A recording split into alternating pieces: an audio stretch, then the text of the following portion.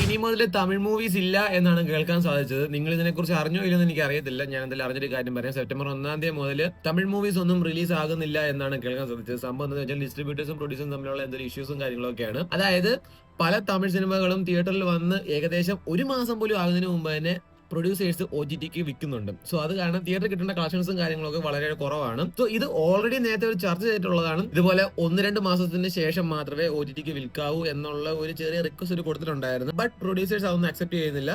Producers ഏകദേശം അവർക്ക് കിട്ടേണ്ട കുറച്ചധികം കളക്ഷൻസും കാര്യങ്ങളും കിട്ടിക്കഴിയുമ്പോഴത്തേക്ക് അവർ ഡയറക്ട്ലി അവർ പിന്നെ OTTക്ക് വിൽക്കുകയാണ് ചെയ്യുന്നത്. സോ അതുകൊണ്ട് ഡിസ്ട്രിബ്യൂട്ടേഴ്സ് എല്ലാം സെപ്റ്റംബർ 1 മുതൽ ഇനി അങ്ങോട്ട് കുറച്ച് നാളത്തേക്ക് തമിഴ് സിനിമാസ് ഒന്നും അവർ ഇറക്കണ്ട, അല്ലെന്നുണ്ടെങ്കിൽ അവരിനിയും പ്രദർശിപ്പിക്കില്ല, അല്ലെന്നുണ്ടെങ്കിൽ ഇതിന്റെ ഷൂട്ടിംഗ് അങ്ങനെയുള്ള എല്ലാ കാര്യങ്ങളും സ്റ്റോപ്പ് ചെയ്യണം എന്നാണ് അവർ പറഞ്ഞിട്ടുള്ളത്. സോ ഇത് ആക്ച്വലി തമിഴ് മൂവീസിന് മാത്രമേ ഉള്ളൂ. മറ്റ് ലാംഗ്വേജിൽ നിന്ന് തമിഴ് ഡബിലോട്ട് വരുന്ന പടങ്ങളൊന്നും അവിടെ പ്രശ്നങ്ങളും കാര്യങ്ങളും ഒന്നുമില്ല. സോ ഇപ്പൊ ജയിലർ 2, സർദാർ 2 ഇങ്ങനെ കുറച്ചധികം പടങ്ങളൊക്കെ ഇനി വരാൻ കിടപ്പുണ്ടായിരുന്നു. സോ അതൊക്കെ മിക്കവാറും പ്രതിസന്ധിയിലാകും എന്നാണ് കേൾക്കാൻ സാധിക്കുന്നത്. സോ ഇതാണ് കറന്റ് വന്നൊരു അപ്ഡേറ്റ്.